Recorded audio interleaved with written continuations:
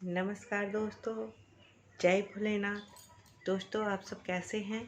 भोलेनाथ की कृपा दृष्टि हम सब पर बनी रहे, हम सब स्वस्थ रहे, सुखी रहे, संपन्न रहे। दोस्तों, सावन का महीना चल रहा है।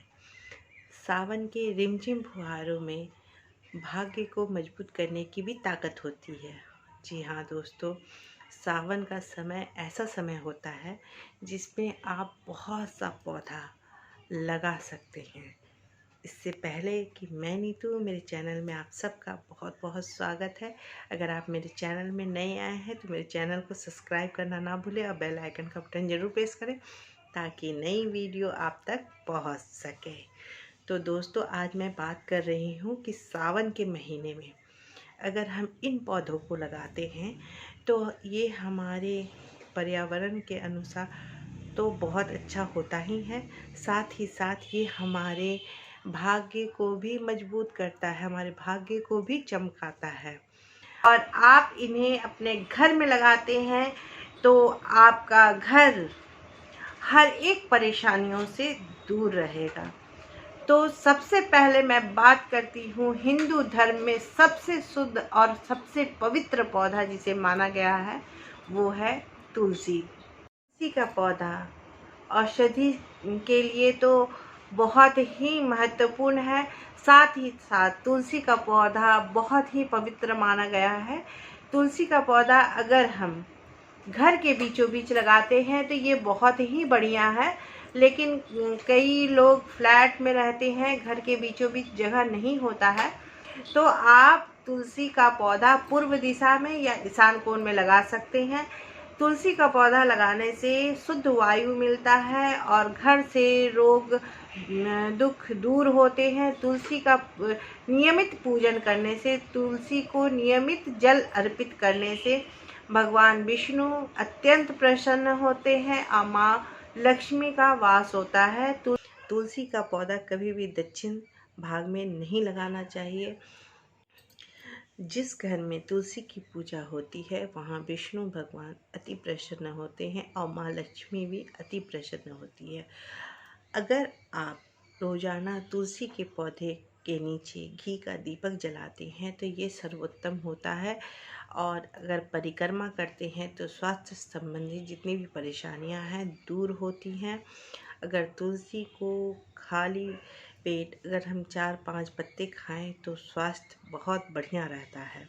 दूसरा पौधा है केले का पौधा। अगर आप केले का पौधा सावन के महीने में लगा रहे हैं तो एकादशी के दिन लगाएं या गुरुवार के दिन यानी कि थर्सडे के दिन आप लगाते हैं तो बहुत ही उत्तम माना गया है। केले का पौधा जब भी आप लगाएं तो घर के पीछे के तरफ लगाएं या छत के पीछे लगाएं। घर के सामने कभी भी ना लगाएं केले का वृक्ष। अगर केले में नियमित रूप से जल डालते हैं तो इससे वैवाहिक जीवन में आ रही समस्याएं दूर होती है।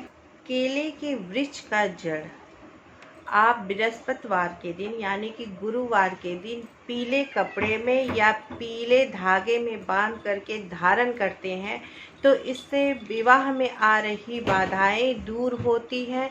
अगर आपके कुंडली में बृहस्पति कमज़ोर है, गुरु कमज़ोर है, तो ये भी मजबूत होता है। केले के वृक्ष में पूजा करने से भगवान विष्णु बहुत प्रसन्न होते हैं और माँ लक्ष्मी भी सदैव निवास करती है। अब हम बात करते हैं कि सावन में अनार का पौधा लगाना। अनार का पौधा आप लगा सकते हैं सावन के महीने में, ये बहुत ही उत्तम माना जाता है। अनार का पौधा जब भी आप घर में लगाते हैं तो याद रखिएगा कि अनार का पौधा जब भी आप लगाएं तो रात्रि के समय लगाएं तो ये बहुत ही अच्छा होता है। अनार का पौधा घर के मुख्य द्वार पर लगाएं या घर के सामने लगाएं। अनार का पौधा कभी भी घर के बीचों बीच नहीं लगाना चाहिए या घर के पीछे नहीं लगाना चाहिए। अनार का पौधा हमेशा आप सामने, घर के सामने लगाएं तो ये बहुत ही सर्वोत्तम होता है। और घर के वातावरण को ये शुद्ध करता है, घर से नेगेटिव एनर्जी को दूर करता है। जिस घर में अनार का पौधा होता है उस घर में तंत्र मंत्र का कोई असर नहीं होता है। अगर आपके जीवन में बहुत बड़ी बाधा आ गई है, बहुत बड़ी मुश्किल आ गई है, बहुत बड़ी परेशानी आ गई है, तो आप इस उपाय को करें। अनार के फूल को लें, अनार का जो फूल होता है उसको लें और उसे शहद में डुबो दें। शुद्ध शहद हो तो बहुत अच्छा है। शहद में आप उसे डुबो करके उसे जल में प्रवाहित कर दें।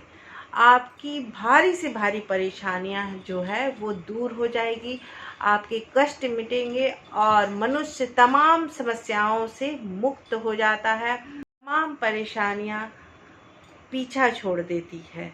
आप इस उपाय को कर सकते हैं। अगर आपको बहुत बड़ी मुसीबत आ गई है तो आप इस उपाय को ज़रूर करें। सावन के महीने में अगर आप समी का पौधा लगाते हैं तो ये सर्वोत्तम होता है। समी का पौधा ऐसे सावन के महीने में कभी भी लगा सकते हैं, लेकिन अगर शनिवार के दिन लगाते हैं तो ये बहुत ही अच्छा होता है। समी का पौधा जब भी आप लगाएं तो शाम के समय यानी कि इवनिंग के टाइम में आप इस पौधे को लगाएं। समी का पौधा हमेशा दाहिनी तरफ लगाना चाहिए। जैसे आपका घर का मुख्य द्वार से आप जब निकल रहे हैं तो आपका जो दाहिना साइड होता है यानी कि राइट हैंड होता है, उस साइड में आपको समी का पौधा लगाना चाहिए। समी के पौधे में शनिवार के दिन सरसों के तेल का दीपक जरूर जलाएं। नियमित रूप से शनिवार के दिन आप सरसों का तेल का दीपक जलाते हैं तो इससे शनि पीड़ा से मुक्ति मिलती है और स्वास्थ्य उत्तम रहता है। घर में बुरी नज़र का छाया नहीं पड़ता है। सावन के महीने में अगर हम पीपल का पेड़ लगाते हैं तो ये उत्तम होता है, लेकिन पीपल का पेड़ को घर में नहीं लगाना है। पीपल का पेड़ जब भी आप अगर लगाएं, ऐसे तो किसी भी दिन लगा सकते हैं, लेकिन अगर गुरुवार के दिन यानी कि थर्सडे के दिन लगाते हैं तो ये उत्तम माना गया है। पीपल का पौधा पार्क में या सड़क के किनारे या किसी भी खाली ज़मीन पे जो आपके घर से दूर है वहाँ आप लगा सकते हैं। पीपल का पौधा घर में कभी नहीं लगाना चाहिए। पीपल का पौधा अगर आप लगाते हैं तो इससे संतान की प्राप्ति होती है। पीपल के जड़ में जल देने से और उसकी परिक्रमा करने से संतान संबंधित कई दोष दूर होते हैं या समस्याएं जो होती हैं वो भी दूर होती हैं। अगर घर में बीमारियां हैं तो वो भी दूर जाती है। अगर शनिवार के दिन पीपल के वृक्ष के नीचे शाम में सरसों का तेल का दीपक जलाते हैं तो घर में रोगों से मुक्ति मिलती है और व्यक्ति दुर्घटना से बचता है और स्वास्थ्य भी ठीक रहते हैं। सावन के महीने में अगर हम बेल पत्र लगाते हैं तो ये अत्यंत ही फलदायी होता है। यह पौधा भगवान भोलेनाथ को अत्यंत प्रिय है। अगर हम बेल का पेड़ लगाते हैं, खास करके अगर सोमवार के दिन लगाते हैं सावन में, तो ये बहुत ही उत्तम फल देता है।